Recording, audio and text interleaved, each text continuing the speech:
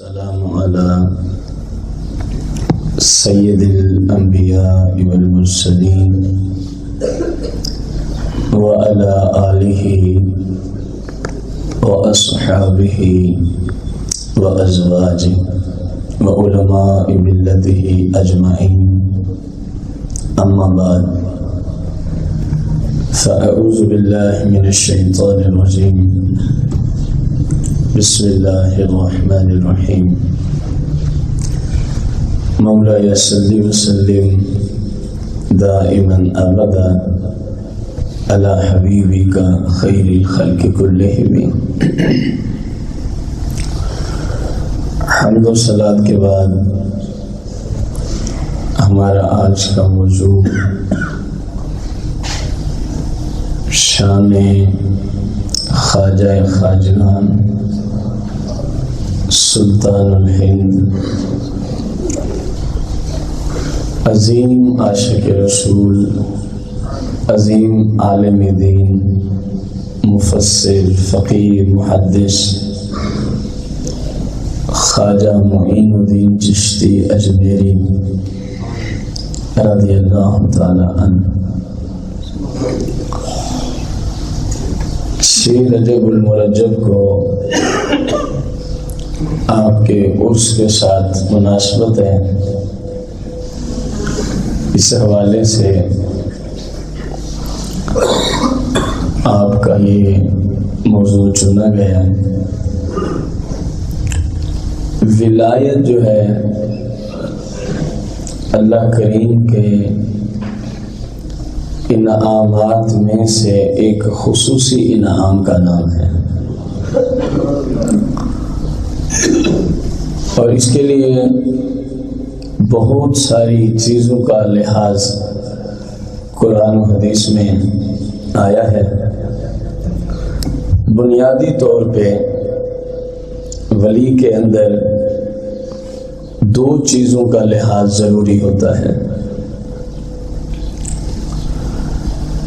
الذین آمنوا وکانوا یتقون، یہ قرآن مقدس کا فیصلہ ہے. ولی جو بھی ہوگا صحیح العقیدہ ایماندار ہی ہوگا. پہلی شرط یہ رکھی ہے قرآن نے. کسی بھی ہستی کے خلاف بولنے والا شخص کبھی بھی ولایت کے مقام کو نہیں پہنچتا. الذین آمنوا، کہ وہ ایمان والا ہوگا، پہلی شرط یہ ہے. وَكَانُوا يَتَّقُونَ، دوسری شرط جو قرآن نے رکھی ہے ولایت کے لیے، اس کی زندگی کا لمحہ بلمحہ، جب سے وہ اس طرف آیا لمحہ بلمحہ. وَكَانُوا يَتَّقُونَ کا معنی ہے اپنی زبان میں سادہ لفظوں میں لمحہ بلمحہ، کیونکہ یہ ماضی استمراری ہے. وَكَانُوا يَتَّقُونَ ماضی استمراری. ایک ہوتی ہے مطلق ماضی جو گزر گیا، ایک ہے ماضی استمراری، استمرار والی ماضی، ہمیشگی والی ماضی. یعنی ان کا لمحہ بلمحہ رسول پاک صلی اللہ علیہ وسلم کی سیرت و سنت کی خوشبو سے معطر ہوتا ہے. یہ بنیادی 2 چیزیں ہیں. یہ بنیادی ولایت کے لیے. کس کے لیے؟ ولایت کے لیے. خواجہ خواجگان خواجہ معین الدین چشتی اجمیری رضی اللہ تعالی عنہ کے مشائخ سے، جن سے آپ کو اجازت نامہ ہے، ان مشائخ میں سے چند کی باتیں آپ کے سامنے ہم رکھیں گے تاکہ آپ کو یہ بات سمجھ آ سکے کہ موجودہ زمانے میں کس قدر لوگوں نے ولایت اور پیری مریدی کے ناطے سے عام مسلمانوں کو دھوکہ دیا ہوا. اس کے سوا میں اور کیا کہوں؟ عام مسلمانوں کو کہ یہ پیر صاحب ہیں، یہ ولی صاحب ہیں، یا ولی کامل ہیں. اب سنیے گا، نبی کریم رؤوف الرحیم علیہ الصلاۃ والتسلیم سے خواجہ معین الدین چشتی اجمیری رضی اللہ تعالی عنہ کی ذات اقدس تک غالباً 15ویں جگہ پہ جو اجازت نامہ ملتا ہے سرکار مدینہ علیہ السلام سے مولا کائنات سے امام حسن بصری علی حاذا القیاس، اس طرح 15ویں مقام پہ آ کے خواجہ معین الدین چشتی اجمیری کو سرکار سے ڈائریکٹ اجازت نامہ مل جاتا ہے لوگوں کی رشد و ہدایت کا۔ یہ والدین کی طرف سے سید زادے ہیں، باپ بھی ان کا سید، والدہ بھی ان کی سید زادی، نجیب الطرفین ہیں، حسنی اور حسینی سید زادے ہیں، حسنی اور حسینی سید زادے ہیں، اور جناب غوث پاک رضی اللہ تعالی عنہ کے قریبی آپ رشتہ دار بھی ہیں، جناب غوث اعظم رضی اللہ تعالی عنہ کے۔ تو انہی مشائخ کی بات آپ کے سامنے رکھ رہا ہوں، اپنی طرف سے نہیں، انہی مشائخ کی جن سے آپ کو اجازت ملی، جن سے آپ کو۔ اور یہ یاد رکھیں انسان یہ جو معاملہ ہے اس میں ریاضات و مجاہدات کے پہاڑ اپنے ساتھ پہ رکھ لیتا ہے، لیکن مرشد کریم مرشد برحق، شرط یہی ہے کہ مرشد برحق ہو، اس کی ایک نگاہ کا جو فیض ہے ان کی ساری زندگی کے چلوں سے آگے پہنچا کے رکھ دیتا ہے۔ یہ ایک حقیقت مسلمہ ہے، لیکن وہ دیکھ کے ہی دیتے ہیں، ایسے نہیں رکھ دیتے۔ پہلے برتن کو دیکھتے ہیں کہ اس کے اندر سما جائے گا معاملہ، کہیں یہ نہ ہو کہ وہ نگاہ رکھے اور بندہ ہی پھڑکنا شروع ہو جائے، ظاہر آگے کچھ ہوگا تو پھر ہی کچھ رکھا جا سکے گا نا۔ تو آپ کے مشائخ میں سے ایک بہت بڑے ولی کامل، نہایت ہی ولی کامل، مخدوم شیخ حسین قدس سرہ، فرماتے ہیں کہ پیر دستگیر حضرت شیخ عبد الصمد کی بارگاہ میں ہم حاضر تھے، تو آپ کی خانقاہ پہ لوگ آ کے وظائف کیا کرتے تھے، لوگ آ کے چلے کیا کرتے تھے، مختلف انداز سے آپ اجازت دیتے اور وہ لوگ چلوں میں مصروف ہو جاتے۔ یہ فرماتے ہیں کہ میں نے دیکھا آپ کے خانقاہ میں ایک شخص دن رات، جملے غور سے سننے کے قابل ہیں، عمل کے بغیر ولایت، یہ جملہ ہم ثابت کر رہے ہیں خواجہ غریب نواز کے شیوخ سے، خواجہ غریب نواز کے شیوخ سے ثابت کر رہے ہیں۔ دن رات وہ خانقاہ میں چلے میں لگا ہوا ہے، چلے میں کبھی تلاوت ہے تو کبھی نوافل ہیں تو کبھی ذکر ہے تو کبھی اذکار ہے تو کبھی کچھ ہے، حتیٰ کہ وہ شیخ کہتے ہیں میں نے نہیں دیکھا کہ یہ بندہ سوتا بھی ہے کہ نہیں۔ کہتے ہیں میں مخدوم کی بارگاہ اقدس میں شیخ عبد الصمد کی بارگاہ میں پہنچا تو باقی بھی لوگ ریاضات و مجاہدات کر ہی رہے تھے، لیکن جیسا میں نے اس کو دیکھا نا، میں نے کسی کو بھی ایسا، میں وہاں پہنچا تو میں نے اس بندے کی تعریف اپنے شیخ کے سامنے کی، میں نے کہا حضور کیا بات ہے، بڑے بڑی ہستیاں آپ کی خانقاہ میں چلے کر رہی ہیں، لیکن اس بندے کی تو کیا بات ہے۔ آگے شیخ عبد الصمد فرماتے ہیں لیسا بشیء، یہ تو کسی کھاتے میں ہی نہیں ہے جس کو آپ سب سے اچھا سمجھے ہوئے ہیں، لیسا بشیء، مطلقاً کچھ بھی نہیں ہے۔ کہتے ہیں ظاہر شیخ کا حکم تھا، میں نے کہا مجھے سمجھ ہی نہیں ہے۔ جب شیخ کامل ہو تو پھر سمجھ نہ آ رہی ہو تو بندے کو یہی سمجھ آنی چاہیے کہ بات ٹھیک ہے، میری عقل وہاں تک نہیں پہنچ رہی۔ شیخ کے سامنے چوں چراں کرنے کی اجازت نہیں ہوتی، شرط یہ ہے کہ شیخ کامل ہو، شیخ بدھو ہو جو مرضی کہتا جا بندہ کہ جی شیخ ہے، ایسی بات نہیں ہے۔ شیخ اکمل ہو، قرآن و حدیث کو مکمل طور پہ حلال و حرام کے اعتبار سے جاننے والا ہو، تو پھر اس کی بات صحیح ہوتی ہے، مرید کو سمجھ آ رہی ہو یا نہ آ رہی ہو۔ کہہ رہے میں چپ کر گیا، ابھی شیخ عبد الصمد جو فرماتے وہی آ کے میری ناقص رائے شاید غلط ہے۔ کچھ عرصہ کہتے ہیں میں نے مزید دیکھا، بات وہیں کی وہیں ہے۔ مجھے سب سے زیادہ نوافل کے اندر، نفل عبادات میں مستغرق یہی بندہ نظر آتا تھا۔ میں پھر ایک دن شیخ کے پاس پہنچا، خانقاہ پہ، میں بھی خانقاہ پہ ہوں۔ میں نے کہا حضور وہ بندہ تو کیا ہی کمال کا بندہ ہے، کیا ہی کمال کا بندہ ہے۔ آپ نے پھر جملے وہی فرمائے، لیس بشیء، اور وہ تو کچھ بھی نہیں ہے، وہ تو الٹا فاسق و فاجر ہے۔ جس کو آپ خانقاہ میں سب سے بڑا ولی سمجھے ہوئے ہیں، وہ تو الٹا فاسق کو، تو نے اس میں دیکھا ہی کیا ہے؟ بندہ کہتا ہے میں حیران ہوں، پریشان۔ میں نے عرض کی مالک یہ راز کیا ہے، میرے اوپر بھی کوئی منکشف ہو جائے۔ میں جس کو پوری خانقاہ میں بڑے بڑے اولیاء وہاں جا کے چلا کیا کرتے تھے، پوری خانقاہ میں جس کو سب سے زیادہ میں سمجھنے والا، اور شیخ فرماتے ہیں لیس بشیء، وہ کچھ بھی نہیں ہے، الٹا وہ فاسق و فاجر ہے۔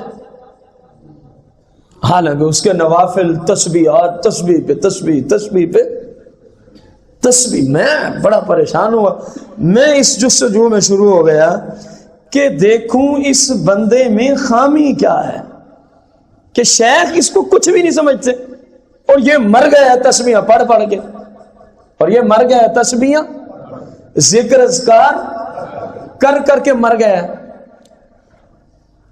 اب کہتے ہیں میں اس کی جستجو میں شروع ہو گیا، میں اس کی جستجو میں شروع ہو گیا۔ جستجو میں کیا شروع ہوتا ہوں، میں دن رات اس کی تاڑ میں ہوں کہ یہ کرتا کیا ہے، یہ بندہ کرتا کیا ہے۔ آخر آپ اس کے بارے میں ایسا کیوں فرماتے ہیں؟ کہتے ہیں جی رمضان المبارک کا مہینہ تھا، میں تاڑ میں لگا ہوا ہوں، میں تاڑ میں لگا ہوں کہ اس میں عیب کیا ہے۔ ایک دفعہ مجھے موقع مل ہی گیا کہ شیخ کیوں فرماتے ہیں لیس بشیء، یہ کچھ بھی نہیں ہے، یہ کچھ بھی نہیں ہے۔ میرے شیخ کا فرمانا برحق ہے، لیکن میں اپنی آنکھوں سے دیکھنا چاہتا تھا۔ تو میں نے دیکھا جہاں وہ چلے کر رہا تھا نا، ورد وظائف نوافل عبادت میں جہاں مشغول، وہاں سے اٹھا، ذرا وہاں اور بھی خانقاہ میں بہت سارے لوگ موجود تھے جو ورد اوراد وظائف میں ذکر اللہ میں مشغول تھے۔ تو میں نے دیکھا وہ اٹھا، اور ایک سائیڈ پہ جہاں اس نے دیکھا نا کہ بظاہر اب مجھے دیکھنے والا کوئی بھی نہیں ہے، بظاہر اب مجھے دیکھنے والا، اپنی جیب سے کوئی چیز نکالتا ہے، رمضان المبارک دن کا وقت، اپنی جیب سے کوئی چیز نکالتا ہے اور ادھر ادھر دیکھ کے چپکے سے اس کو کھانے لگتا ہے، چپکے سے اس کو۔ میں نے کہا اوف میرے شیخ عبدالصمد تجھے سلام، آپ تو صحیح فرماتے رہے، میں ہی خطا پہ تھا، میں ہی خطا پہ تھا۔ آپ جو فرماتے ہیں لیس بشیء، وہ بندہ تو کچھ بھی نہیں ہے، وہ بندہ تو کچھ بھی نہیں ہے، بلکہ الٹا فاسق و فاجر ہے۔ کہتے ہیں اب مجھے سمجھ آئی ہے کہ یہ ذکر اذکار کیا کرتے ہیں، یہ نوافل عبادت کیا کرتی ہے۔ جو بندہ رب کے فرائض پہ عمل ہی نہیں کرتا، جس بندے کا اللہ نے روزہ کیا ہے فرض، اور وہ درویشوں سے چھپ کے جا کے الگ کھا رہا ہے رمضان کے مہینے میں دن کے وقت، تو میرے شیخ کی نگاہ کامل تو سب کچھ جانتی تھی، اس لیے ہمیشہ فرمایا لیس بشیء، لیس بشیء، لیس بھی، جس کے ڈنکے بجا رہا ہے وہ تو کچھ بھی نہیں ہے، الٹا فاسق کو۔ اب پکڑا کہاں سے گیا؟ رمضان کا روزہ نہیں رکھا ہوا، رمضان کا جملے سننے کے قابل ہے۔ ولایت ایسے نہیں مل جایا کرتی، ایسے نہیں بندہ ولی بن جایا کرتا، اس کے لیے ایک پورا شریعت کا باب طے کرنا پڑتا ہے، اس کے لیے شریعت کی کئی منازل ہیں جن کو طے کرنا پڑتا ہے، کئی ابواب ہیں جن کو رب کے فضل سے نیک بندوں کی نسبت سے کھولا جاتا ہے، پھر بندہ ولایت کے شہر میں جا کے قدم رکھتا ہے۔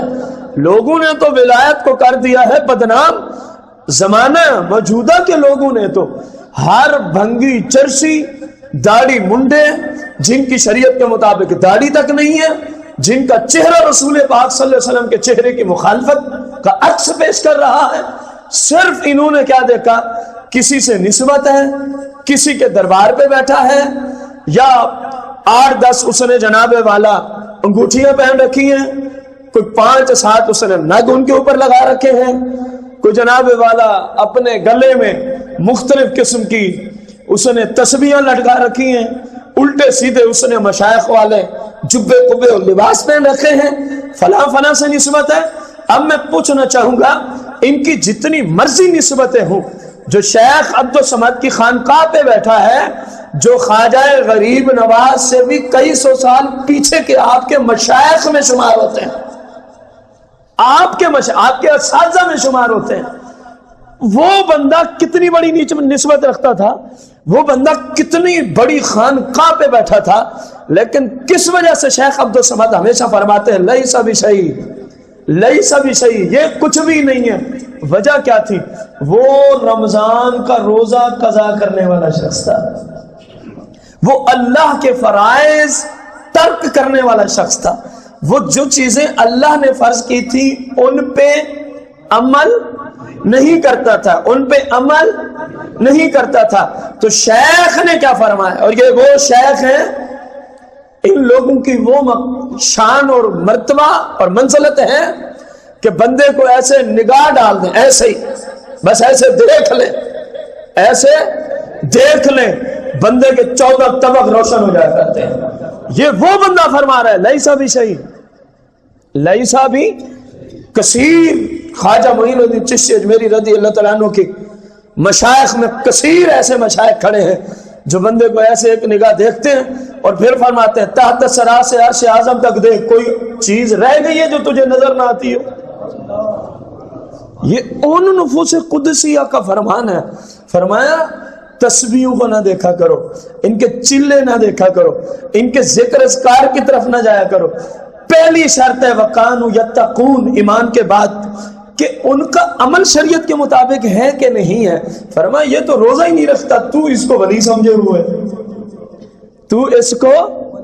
اور یقین جانے میں نے رسول پاک صلی اللہ علیہ وسلم سے خواجہ غریب نواز تک جن جن مشائخ کو جیسے جیسے اجازت نامہ ملا، سرسری کتب کے اندر میں نے ان کا مطالعہ کیا، تمام کا، خواجہ غریب نواز تک تمام شیوخ کا۔ یقین جانے مولا کائنات نے پہلے بندے کو جب خرقہ پہنایا اور اجازت دی کہ اب آپ بیعت کریں لوگوں، اب آپ ایک تلقین کی کہ جن سے ہمیں اجازت ہے وہ اکثر فاقہ میں گزارا کرتے تھے، لہذا خرقہ پہنا رہا ہوں لیکن اس چیز کا خاص خیال رکھنا۔ وہاں سے لے کر شیخ امام حسن بصری سے لے کر آپ کے شیخ اول خواجہ معین الدین چشتی کے شیخ اول کا نام ہے خواجہ عثمان ہارونی رضی اللہ تعالیٰ۔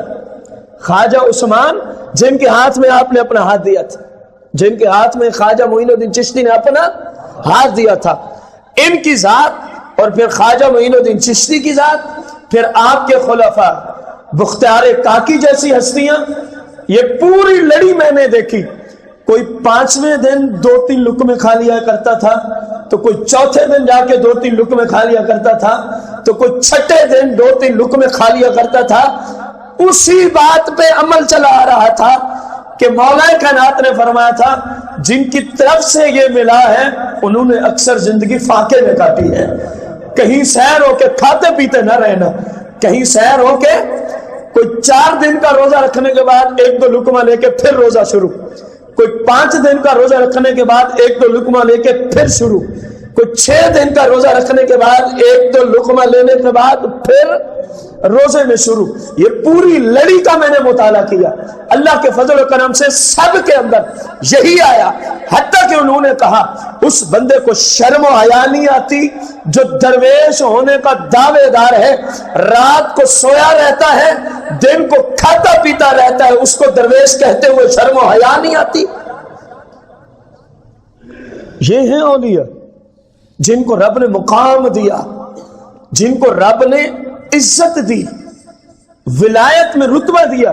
وہ تو عام راتوں کو جاگنا درویش کی زندگی کے خلاف سمجھتے ہیں، وہ تو قبلہ عام دنوں میں دن کو روزہ نہ رکھنا درویشی لین میں درویش کی صفت کے خلاف سمجھتے ہیں، کہتے ہیں وہ تو مرد ہی نہیں ہے۔ اور یہاں رمضان کے روزے کوئی نہیں رکھتا، یہاں فرض نماز کوئی نہیں پڑھتا، یہاں فرض نماز کو باجماعت۔ اب یہ وہ ہماری، میں یہی کہوں کہ ہماری وہ خطائیں ہیں نہیں ویسے سمجھانے کے لیے جن کی وجہ سے لوگ ہمیں کہتے ہیں یہ ولیوں کے خلاف ہے، یہ وہ ہماری خطا ہے، یہ میری ہے یا مصطفیٰ کریم علیہ السلام کی ذات اقدس سے یہ نظام چلا رہا ہے؟ میں کون ہوں تو اپنی طرف سے شریعت کا کوئی فتویٰ دینے والا؟ ان سے پوچھیں جو نفلی روزہ نہ رکھے وہ کہتے ہیں اس لائن سے وہ فارغ ہے، کیونکہ اس لائن کے پھر مراتب ہے نا، جس رتبے پہ وہ تھے ان کی بات ہو رہی ہے، جس رتبے پہ وہ تھے ان کی بات ہو رہی ہے۔ آپ اندازہ لگائیں اللہ تبارک و تعالیٰ کے محبوبوں کا کیا طرز عمل رہا، جن کو اللہ پاک نے ولایت عطا فرمائی، ان نفوس قدسیہ کا طرز عمل کیا رہا ہے۔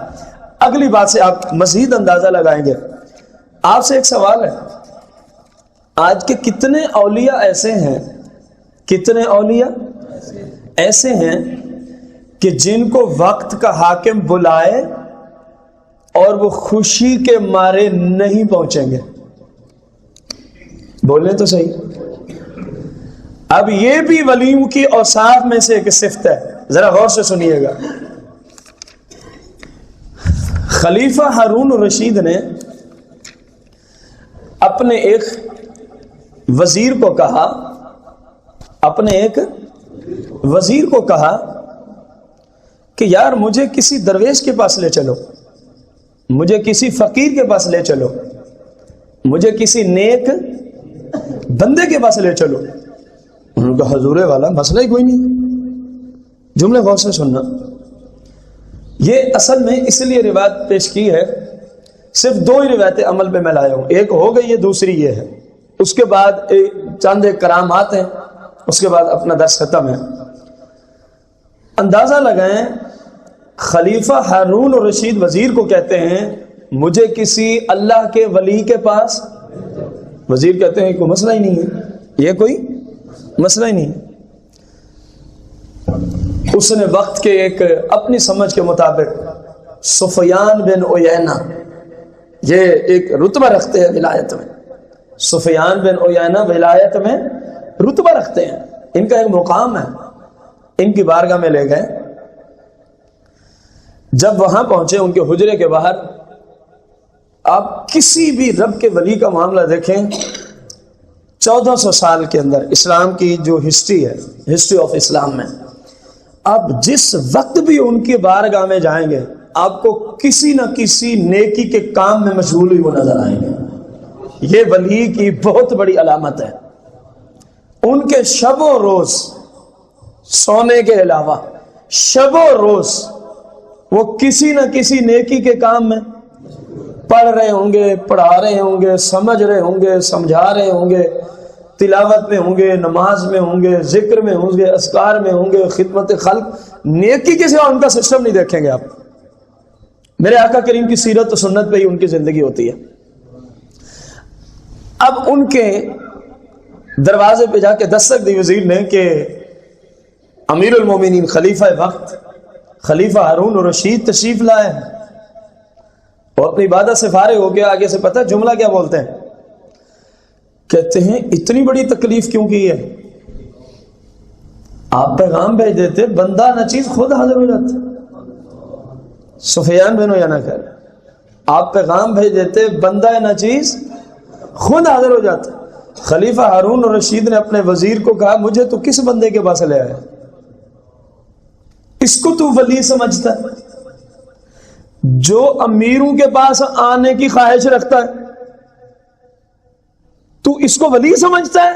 جو حکما عمرا بادشاہوں کی مجلس میں جانے کو پسند کرتا ہے، جو کہہ رہا ہے کہ آپ قاصدی بھیج دیتے میں خود ہی آپ کی بارگاہ میں چلا، میں اس کو ولی نہیں سمجھتا، چلو واپس۔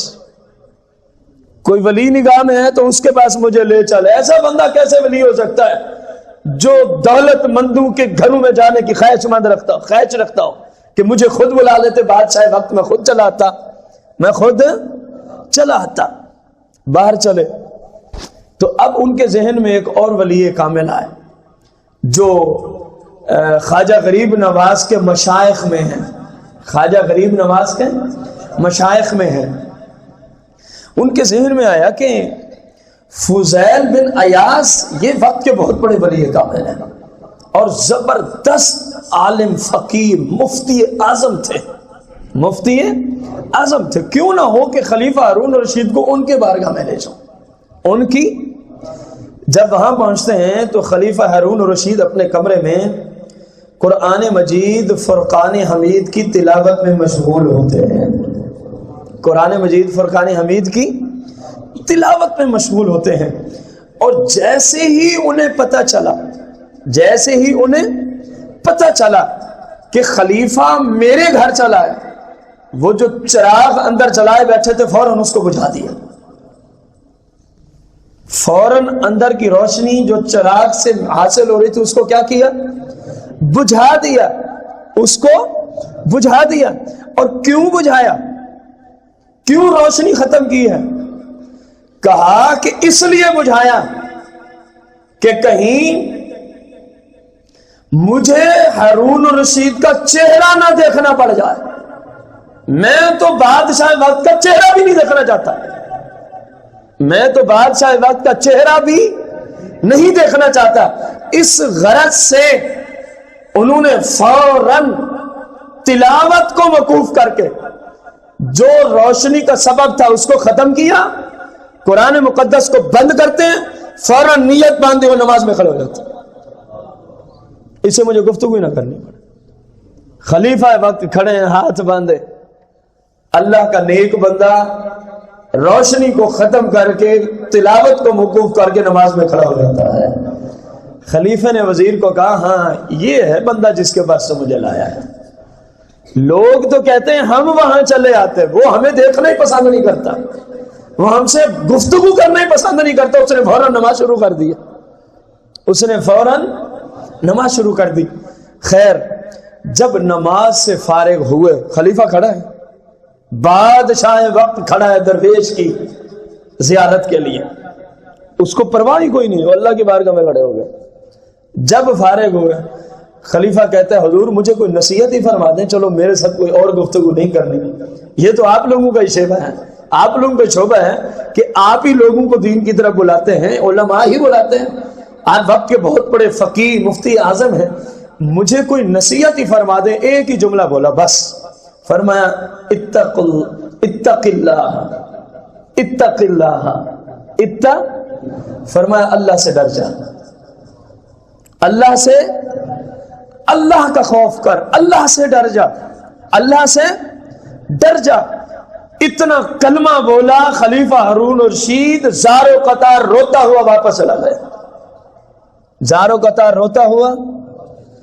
अब आपको समझ आई है कि अल्लाह वाले दुनियादारों के पीछे, ये भी उनके अमाल में से एक अमल है, क्योंकि रसूल पाक अलैहि सलाम से कसीर रिवायात हैं, जिसको रब ने इल्म और हिकमत की दौलत दी हो वो दुनियादारों के पीछे ना चलता रहे।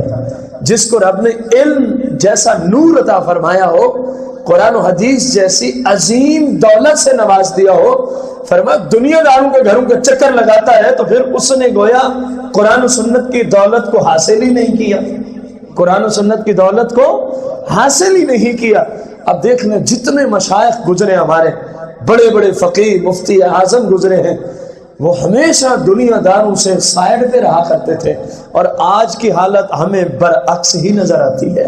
आज गरीबों को धक्के हैं और अमीरों के सामने पीर सब खुद झुके हुए होते हैं कि यहां से मुझे दौलत मिलेगी, यहां से मुझे गाड़ी भी मिलेगी, हर 2-3 साल के बाद यहां से गाड़ी चेंज होके आएगी, यहां से कोठी का भी सिस्टम बनता है, यहां से फला फला चीज भी बनती है। आप देख लें, अगर मैं गलत करूं आप देख लें, गरीब मुरीद जो उस अमीर से शान में इतना ज्यादा कि वो अमीर इस गरीब परहेजगार के जूते भी नहीं उठा सकता।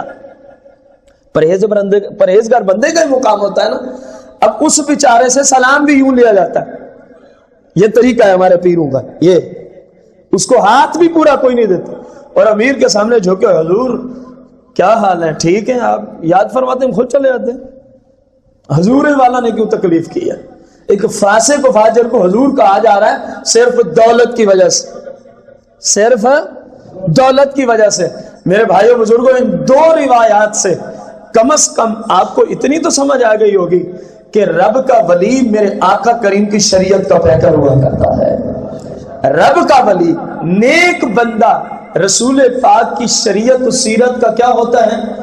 پیکر ہوا کرتا ہے۔ خواجہ معین الدین چشتی اجمیری رضی اللہ تعالی عنہ کے شیخ اول خواجہ عثمان ہارونی رضی اللہ تعالی عنہ، آدھی رات کا وقت ہے۔ کون سا ٹائم ہے؟ آدھی رات کا وقت ہے۔ چند کافروں نے منصوبہ بنایا، یہ بڑا اپنے آپ کو ولی سمجھتا ہے، لوگ ان کی بڑی عزت کرتے ہیں، چلتے ہیں آج دیکھ کے آتے کیسی حالت ہے، کیسی حالت ہے۔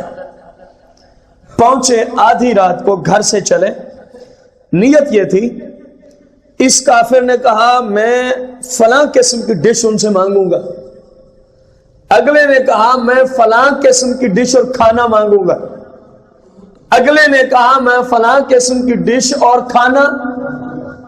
کثیر تعداد میں کفار ہیں، اپنی اپنی ڈشیں گھر سے مقرر کر کے چلے، دیکھتے ہیں پھر کہاں سے پوری کرتے ہیں، دیکھتے ہیں پھر کہاں سے پوری۔ گیا تو خواجہ عثمان ہارونی رضی اللہ تعالیٰ ظاہر اللہ کی عبادت میں ہی مشہور تھے، تو ملاقات کا شرف ملتا ہے۔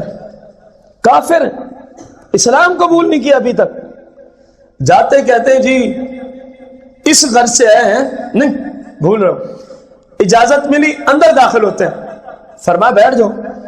خواجہ عثمان ہارونی رضی اللہ تعالیٰ فرماتے ہیں، کیا فرماتے ہیں؟ بیٹھ جاؤ۔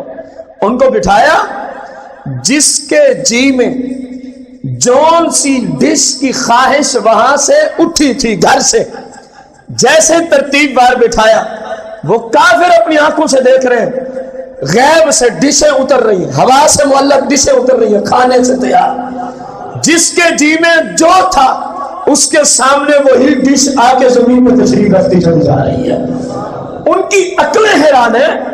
ہم تو یہ دیکھنے چلے تھے کہ یہ ہمیں کھانے دے بھی سکتا ہے کہ نہیں، ہم نے تو ابھی اپنی خواہش کا اظہار تک نہیں کیا، اور کہا بیٹھ جاؤ، اور کہا جو جہاں بیٹھا پیچھے جو منصوبہ بنا کے آیا تھا، یہ ڈش کھانی ہے آج خواجے کے پاس جا کے، وہ دیکھتے ہیں ہوا سے اڑتی ہوئی ڈش، کھانا اس کے سامنے، اگلے کافر کے سامنے، اگلے کافر کے اگلے کے سامنے، اگلے کے سامنے، تمام کی خواہش بغیر بتائے۔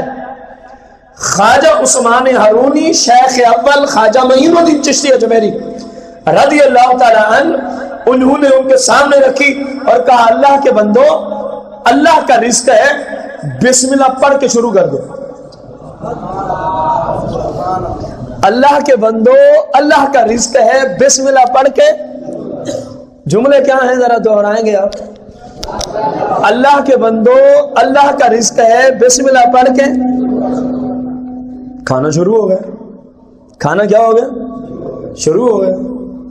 جیسے کھانا شروع ہوتا ہے، اپنی مرضی سے جتنا کسی نے کھانا تھا کھانا کھا لیا۔ جب کھانے سے فارغ ہوئے تو خواجہ عثمان ہارونی رضی اللہ تعالیٰ فرماتے ہیں، جس رب کا کھانا کھایا وہ اس کی ذات پہ ایمان بھی لے آؤ نا۔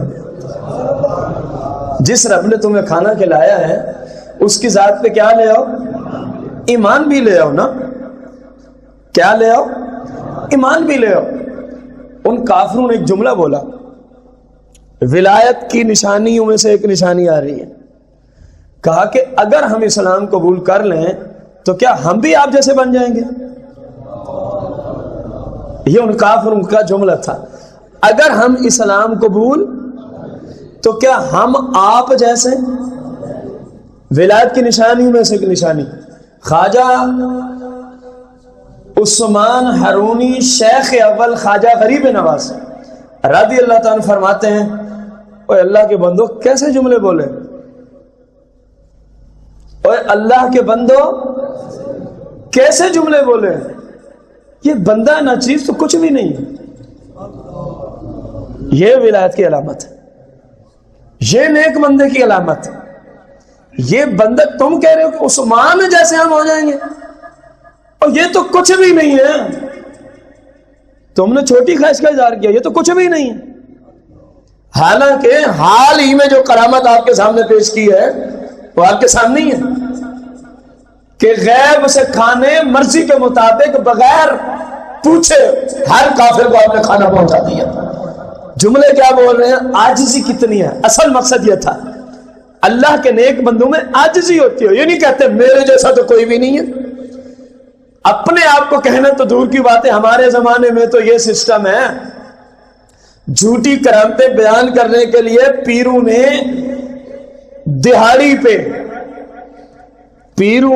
دہاڑی پہ ماہانہ وظیفے پہ ماہانہ تنخواہ پہ جھوٹے مرید رکھے ہوئے ہیں, جو آنے والے لوگوں کو پیر صاحب کی جھوٹی تعریفیں بیان کر کر کے اس کی کرامتیں سناتے رہتے ہیں. اور خواجہ عثمان ہارونی رضی اللہ تعالیٰ نے یہ جملہ بول کے ثابت کر دیا کہ ولایت کا ان کاموں سے کوئی تعلق نہیں ہے, کہ ہمارے پیر صاحب یہ کرتے ہیں, ہمارے پیر صاحب کی یہ کرامت ہے. پیر صاحب کہتے ہیں میرے جیسا تو کوئی ہے نہیں.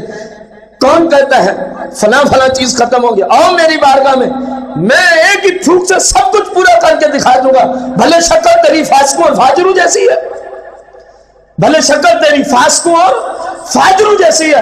اعلان کرتا ہے مجمع اکٹھا کر لینے سے کوئی ولی بن جاتا ہے, تو پھر کافروں کی کتنی محفلیں جو تیرے مجمع سے بڑے بڑے مجمع اکٹھے کیے ہوئے ہیں.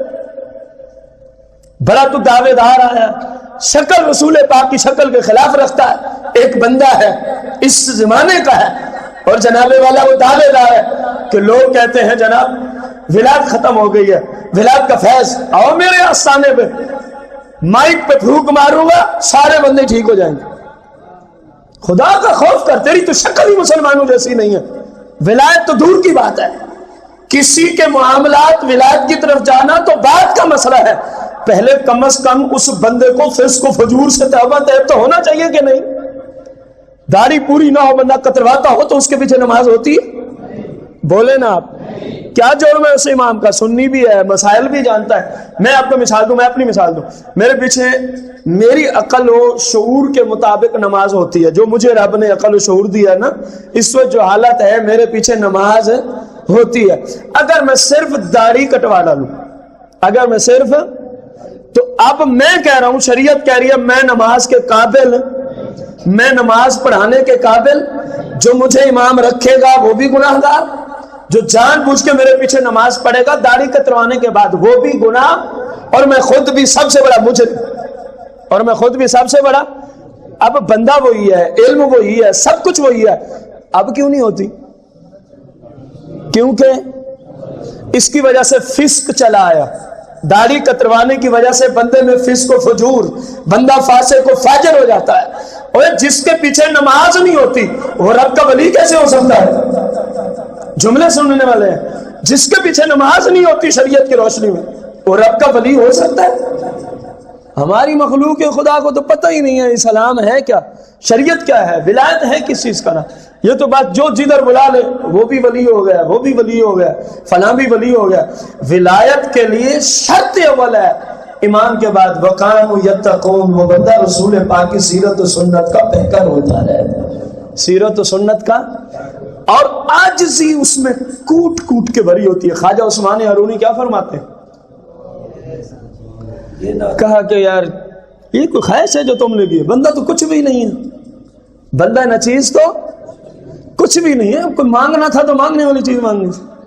رب چاہے تو مجھ سے کئی ہزار گنا زیادہ تمہیں فقیت عطا فرما دے, یہ تو کوئی مسئلہ ہی نہیں. اسلام میں داخل ہوتے ہیں, وہ سارے کافر آپ کی کرامت کو دیکھتے ہوئے اسلام میں داخل ہوتے ہیں. جیسے اسلام میں داخل ہوئے خواجہ عثمان ہارونی نے بس ایسے ہی ایک نگاہ کی تو ان کا بیڑا ہی پار کر دیا. ادھر کہہ رہے ہیں یہ کچھ بھی نہیں ہے, ادھر کہہ رہے ہیں یہ کچھ بھی نہیں ہے.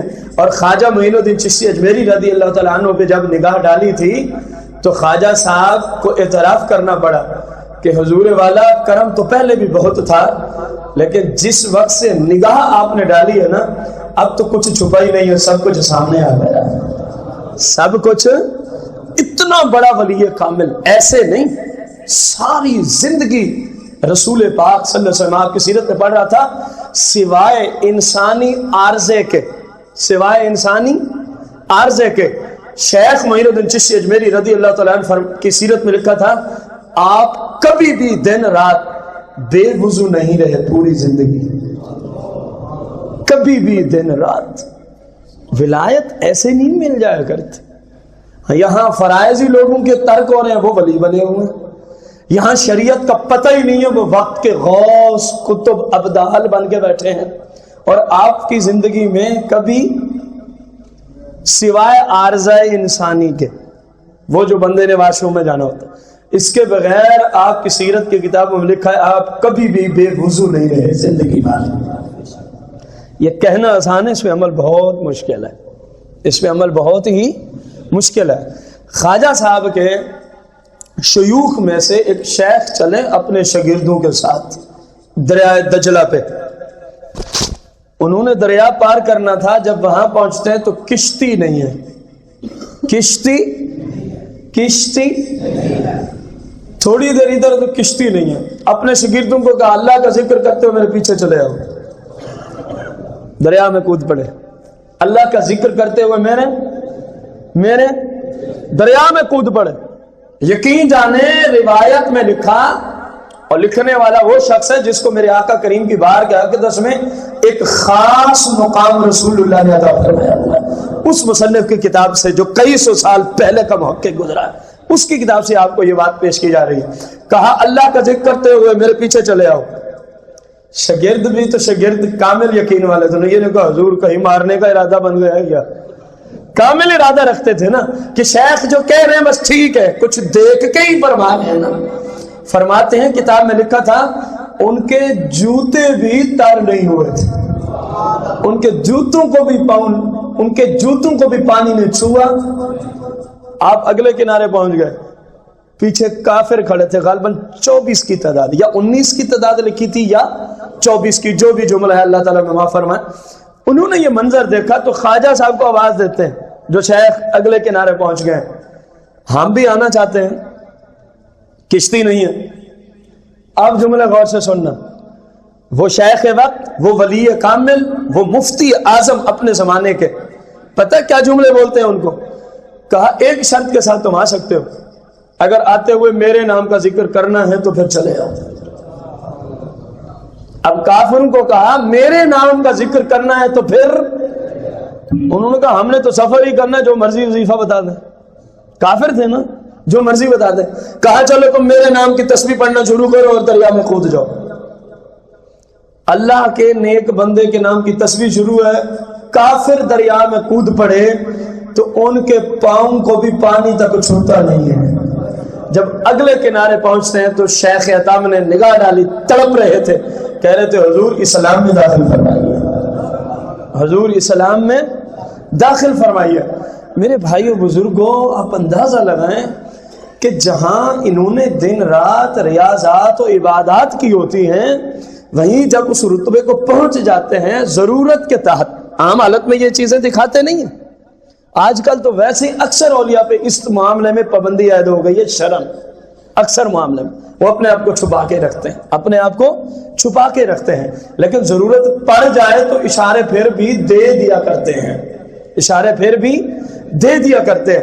آپ اندازہ لگائیں اس شیخ کے بارے میں جو ان کو کہہ رہے میرے نام کی تسبیح کرو تو دریا تمہیں کچھ نہیں کہے گا، دریا پار کر جاتے تو کلمہ پڑھ کے اسلام میں داخل ہو جاتے، کلمہ پڑھ کے اسلام میں داخل ہے۔ آخری بات، خواجہ معین الدین چشتی اجمیری رضی اللہ تعالیٰ عنہ کو جب مقام مل گیا، خواجہ عثمان ہارونی رضی اللہ تعالیٰ عنہ کے بیعت ہو گئے، آپ کو یہ سارے مقامات مل گئے، تو خانہ کعبہ میں آپ موجود تھے، اور آپ کو میں نے پچھلے آپ کے عرس میں بتایا تھا، بلکہ آپ کی کرامات خواجہ غریب نواز کے موضوع پر، کہ خواجہ صاحب عشاء کی نماز اجمیر میں پڑھاتے تھے اور اس کے بعد قدم اٹھاتے تو ڈائریکٹ کعبہ شریف پہنچ جایا کرتے تھے، اور صبح پھر اجمیر میں آ کے باجماعت نماز پڑھایا کرتے تھے، باجماعت نماز کعبے میں۔ آپ فرماتے ہیں میں موجود تھا تو غیب سے آواز آتی ہے اے حسن، آپ کا نام جو ہے کتب کے اندر حسن ہے،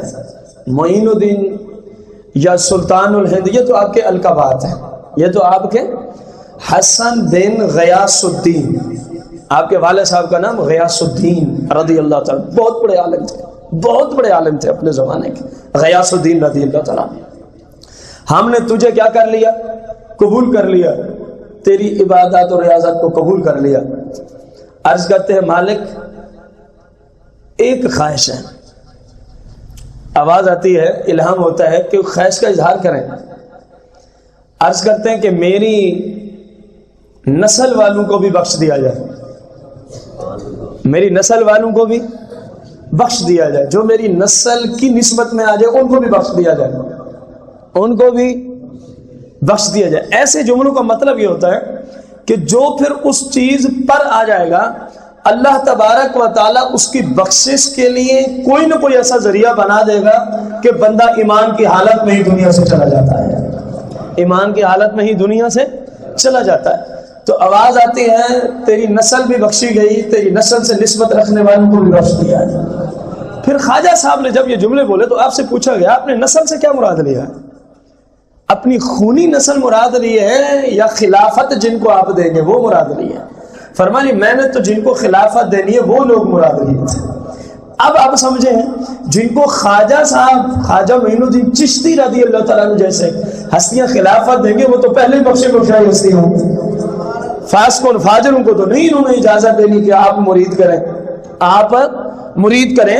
اجازت دینے میں ایک خصوصی فیض چلتا ہے، ایک خصوصی اس بزرگ کی اجازت کی وجہ سے سارے بزرگ اس بندے کی طرف متوجہ ہو جاتے ہیں، فیض پہنچانا شروع کر دیتے ہیں۔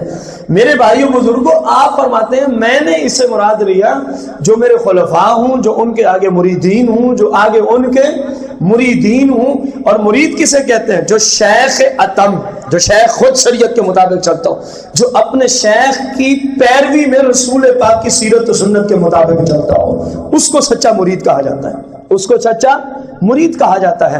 تو الحمدللہ اس روایت کے مطابق کیونکہ ہم بھی خواجہ صاحب سے محبت کرنے والوں میں شامل ہیں، اسی لیے تو آج آپ کا عرس منائے بیٹھے ہیں۔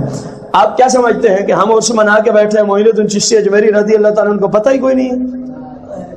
انہیں پتہ ہے کون کون میرے عرس میں شامل ہے، کون کون یہاں میرے مناقب میرے شیوخ کے مناقب سن رہا ہے۔ یار بہت سارے دلائل ہیں، ایک چھوٹی سی دلیل حدیث مبارکہ ہے جب تم کسی کو تحفہ دیتے ہو یا اس طرح مفہوم ہے حدیث کا ایک دوسرے کو تحفے دو تو ان کی برکت سے اللہ تعالیٰ دلوں میں محبت پیدا فرما دیتا ہے، اللہ تعالیٰ دلوں میں۔ اب ہم یہ جو کچھ بھی کر رہے ہیں یہ سارے کا سارا تحفے کے طور پہ خواجگان خواجہ اجمیر کی بارگاہ میں ہم پہنچیں گے دعا پہنچائیں گے دعا میں یا نہیں پہنچائیں گے کہ یا اللہ جتنے ثواب ملا آپ کے مشائخ اور آپ کی بارگاہ میں۔ اور قبر والے مزار والے کو آپ جو اصالے ثواب کرتے ہیں وہ کتنا خوش ہوتا ہے اس تحفے سے؟ ایک بندے کو پوری کائنات کا مالک بنا دیا جائے، اتنا خوشی اس کو نہیں حاصل ہوتی جتنا آپ کسی کو اصالے ثواب کا تحفہ بھیجے، جب اس کی بارگاہ میں تحفہ پہنچتا ہے جتنا وہ خوش ہو جایا کرتا ہے۔ آپ اندازہ لگائیں جب آپ خواجہ صاحب کو اصالے ثواب کا تحفہ پیش کریں گے تو آپ کی بارگاہ میں ہمارا تحفہ پہنچے گا۔ اور حدیث مبارکہ ہے جو جس کو تحفہ دیتا ہے وہ اس سے محبت کرنا شروع کر دیتا ہے۔ الحمدللہ ہم تو کرتے ہی کرتے ہیں۔ مسئلہ کہ حقہ اہل سنت والوں اتنے خوش نصیب ہو، کبھی کس ہستی کو اصالے ثواب کرتے ہو تو کبھی کس ہستی کو اصالے ثواب کرتے ہو۔ اور اس حدیث کی روشنی میں جب تم نے نفوس قدسیہ کو اصالے ثواب کیا تمہارا تحفہ رب نے ان تک پہنچایا۔ اور حدیث کہتی ہے جس کو تحفہ دو تو وہ بندے سے کیا کرتا ہے؟ محبت کرتا ہے۔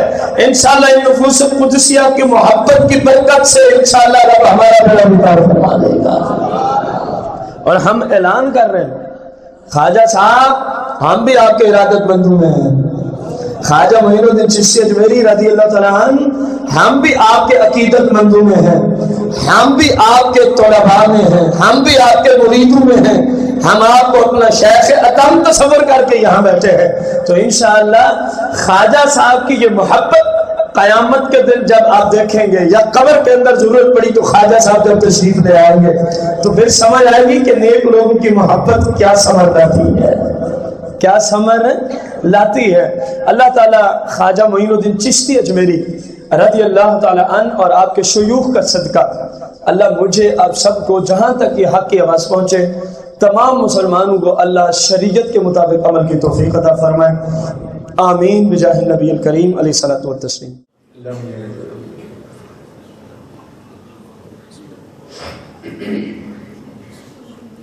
اللہ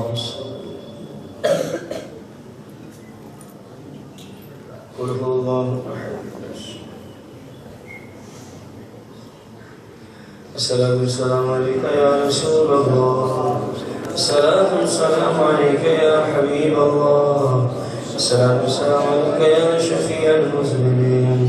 الصلاة والسلام عليك يا رحمة للعالمين. بسم الله الرحمن الرحيم. اللهم صل على سيدنا محمد كما تحب وترضى. يا الله يا رحمن يا رحيم يا أرحم الراحمين. يا أرحم الراحمين يا أرحم الراحمين.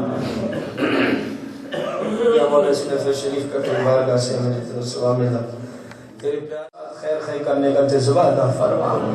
خواجہ صاحب کا عشق رسول کا صدقہ ہمیں بھی محبت رسول کا جذبہ عطا فرما.